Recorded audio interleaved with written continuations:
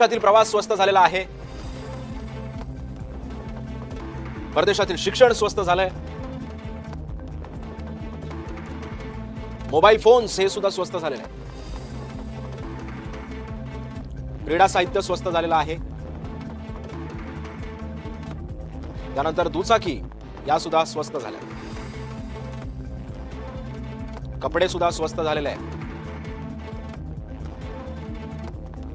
सौर पॅनल सुद्धा स्वस्त करण्याची शिफारस या अर्थसंकल्पात करण्यात आलेली आहे. सोबतच बूट सुद्धा स्वस्त झाले.